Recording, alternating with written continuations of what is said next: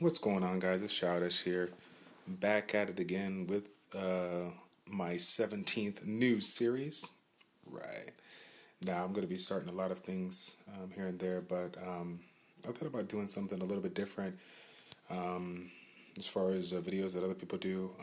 Everyone does different type of dungeon runs or arena runs and stuff like that, and it is pretty impressive that they're able to clear. But I think I saw a video a few weeks ago back of somebody having a 6-star team auto clearing a B10 dungeon. I thought that was pretty beastie.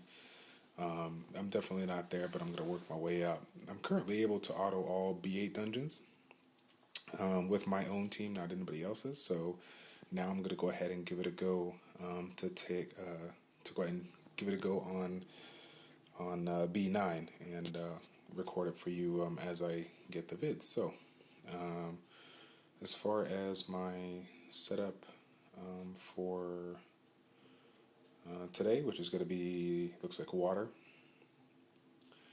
we're going to be running um, something a little bit close to this, but not actually. Let's see. Probably going to go Shannon here. All right, so um, as far as what you need to know, if you didn't know already, this particular water dungeon is, um, he has an increased defense. This one's similar to the Hall of Light, where his defense, his just standard defense, is going to be up. Because of that fact, I'm not going to be doing as much damage as I would if I was bringing a very heavy DPS focused team. So my goal is to basically just get him down with constant damage from Hua. I got a couple of options here as far as what I can do to mix things up.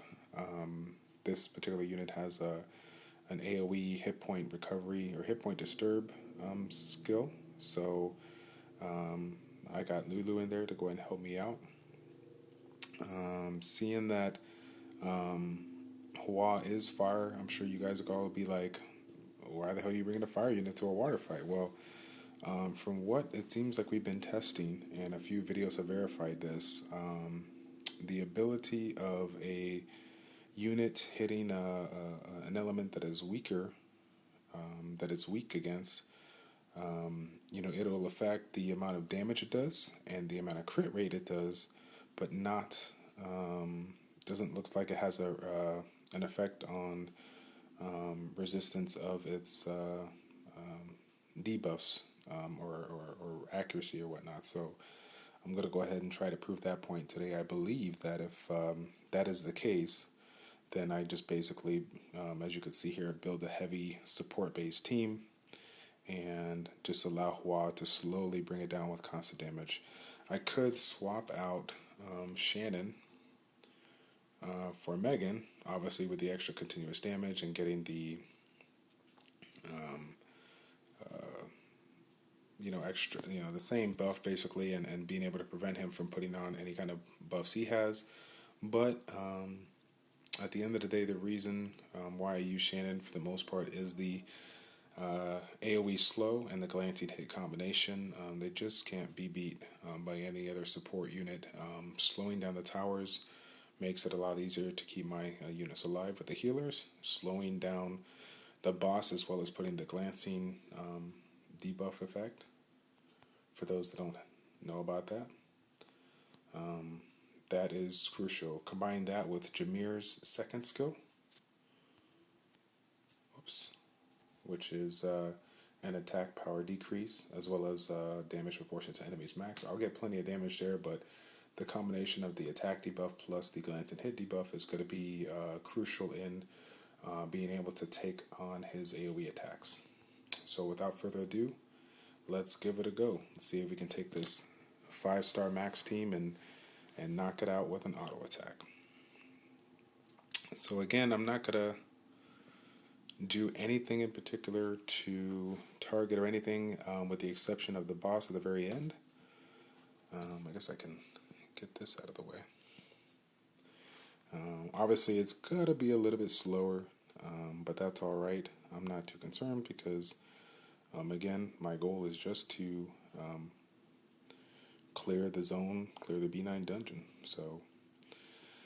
So far, so good. Everything is controlled. I'm losing a little bit of heals when I don't get a, Roke in there to team up every now and again. But, I got to substitute Roke out for Lulu. Lulu's AoE heal plus a single target heal is just too good not to have. Unfortunately, the Dispel comes after the heal and not before the heal, like the Awakened Water Garuda. But because the crit chance of my light Bearman is so high that I'm not too concerned about getting behind on the heals. It's only that crucial time when I got the hit point disturbed on, and maybe one or so of my healers is stunned. So as you can see, doing really, really well. Just basically trying to showcase that you don't need to be DPS heavy.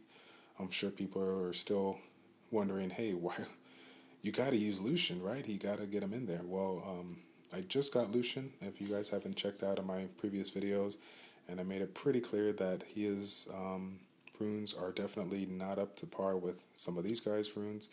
The majority of Jameer's, Hua's, and Amon's runes are going to be 5 or 6 star runes. They're sitting around plus 12.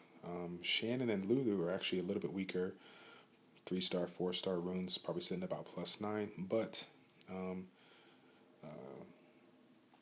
Lucian's runes are 3 of them are plus 5. The other 3 are plus 3. Sorry, excuse me. 3 of them are 5-star, and then 3 of them are 3-star. And unfortunately, my substats on these runes that are, apparently, the good ones, the 5-star runes, are not too good at all. He is still relatively squishy. He doesn't have a lot of hit points. I can see the reason for a lot of people running a Fatal Energy combo with him. So, but yeah, it looks like we're gonna do it. We're gonna do just fine with this first 2 zones, but that doesn't mean anything until we finish the boss man. So I'm gonna go ahead and slow down the speed on this particular fight. We're gonna be paying attention to Hua, as you saw right there, seeing if she lands her decrease attack bar debuff. She's 2 for 2 right now. Her accuracy is currently 97%, so just shy of 100. And even though she is weak against this element, she is not critting, but she is landing the attack bar decrease. Everything is working out as planned. Everything's working out perfectly. The AoE slows are in. The glancing debuff is down, and we're taking it down. So as you can see, getting a little stunned here and there, but when it's stunned, and the heals go down, that's when Lulu gets its group heal going. It looks like everything's going to be manageable here. That Thunder Strike by Jameer is definitely making up for the lack of DPS in this group. So everything is definitely working to my advantage. So as you see here, I really don't think we missed one attack bar decrease on the on the fire-based unit versus a water unit. So I think that proves our point that even though it is a weaker element that is going to, it still has the ability to land debuffs or whatnot, assuming that your accuracy is high. This is a B9 dungeon. Generally speaking, for the other dungeons such as Giants, when trying to spam, water imps debuffs or whatnot, you're going to need a relatively high, 80-85% accuracy amount of accuracy on it. With 97% here, it looks like everything is holding on, and we take it down. So let's count it down. Childish 1, Hall of Water. The first element, Hall of Water, 0.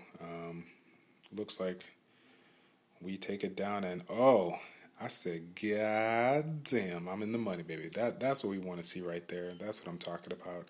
And to think now I can, basically auto it every single time, with having the higher chances of getting, essences like that. So hopefully this video was entertaining but informative. Just kind of a recap.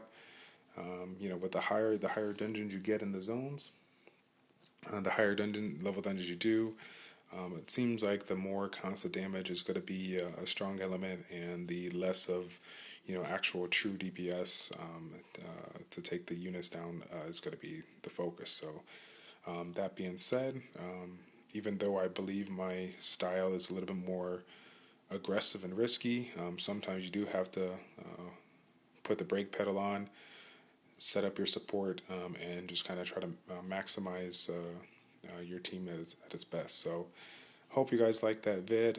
Hopefully I can get this series done within a reasonable amount of time. I'm going to continue to try every day that the elements is available, and hopefully even if we win or lose, showcase the video just to kind of see the mistakes I might have made, because I think that